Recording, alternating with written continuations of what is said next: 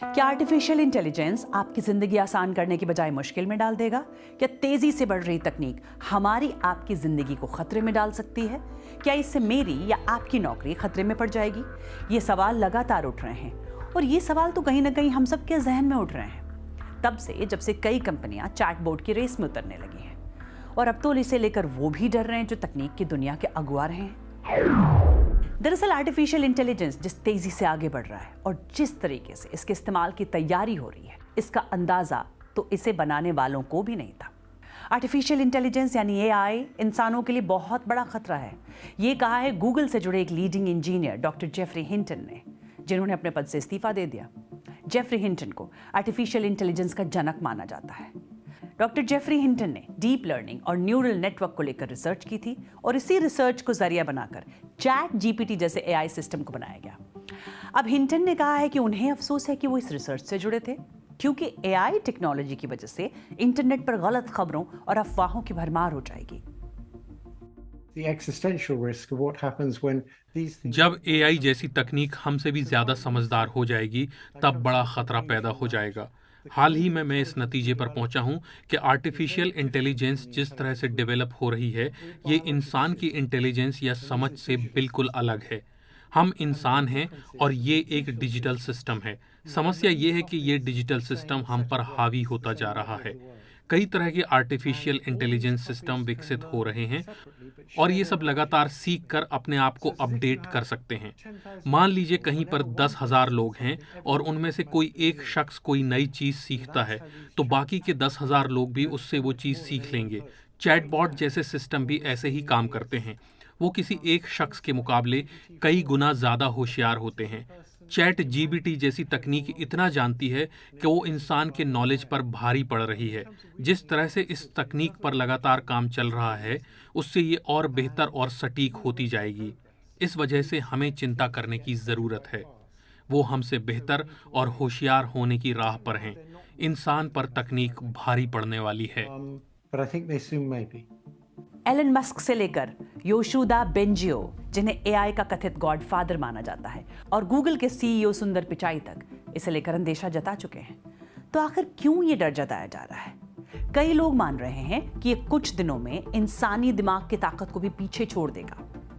दरअसल माना जा रहा है कि एआई के कारण 30 करोड़ नौकरियों पर खतरा हो सकता है। ये माना जा रहा है कि 46% प्रशासनिक काम एआई निपटा सकता है, तो 44% कानूनी कामकाज भी कर सकता है। लेकिन लेबर से जुड़े काम जैसे कंस्ट्रक्शन या मेंटेनेंस के सिर्फ 6% काम ही एआई कर सकता है, यानी यहां पर नौकरियों को इससे कम खतरा है। कलाकारों को भी ये एआई परेशान कर रहा है। ये आर्ट क्रिएट कर सकता है, गाने लिख सकता है, यही नहीं किसी कलाकार के काम के स्टाइल को कुछ सेकंड में कॉपी कर सकता है। हाल ही में चैटबॉट जीपीटी ने एक दिवंगत कॉमेडियन के स्टाइल में स्टैंड अप कॉमेडी की स्क्रिप्ट लिख डाली। स्टेबल डिफ्यूजन, जो open source AI image generator है, हर वो इमेज क्रिएट कर सकता है जो आप अपने दिमाग में सोच सकते हैं। अब कुछ कलाकारों को डर है कि जिस कला को सीखने में उन्होंने बरसों लगाए, उसे आर्टिफिशियल इंटेलिजेंस मिनटों में बना सकता है।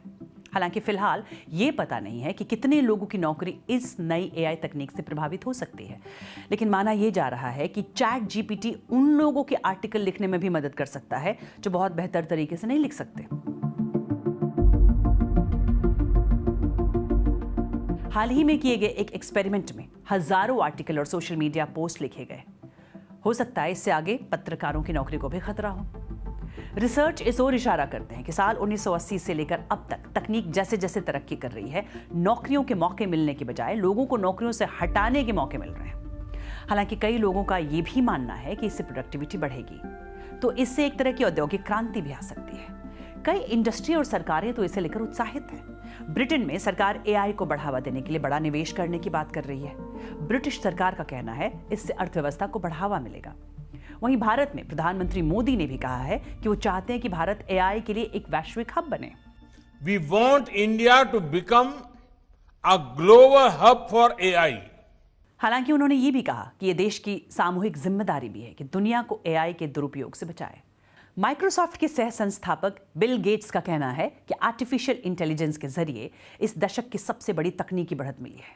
इससे लोगों के काम करने, सीखने, यात्रा करने, सेहत की देखभाल करने और एक दूसरे से जुड़ने का तरीका बदल जाएगा। और अगर ऐसा होगा तो क्या होगा?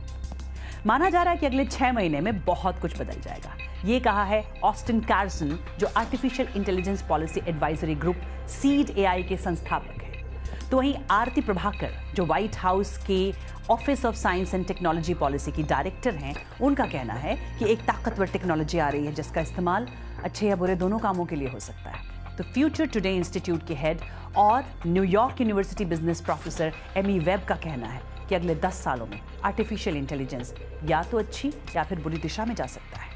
तो चैटबॉट की दुनिया में कंपटीशन भी बढ़ रहा है। गूगल एआई चैटबॉट बार्ड लेकर आ रहा है, तो माइक्रोसॉफ्ट चैट जीपीटी और मेटा ने लॉन्च किया है अपना एआई चैटबॉट ब्लेंडरबॉट। तो चीन का tech giant Baidu chatbot Ernie लेकर आ रहा है। तो क्या दुनिया अब चैटबॉट बैटल की गवाह बनेगी और क्या दुनिया इसके लिए तैयार है?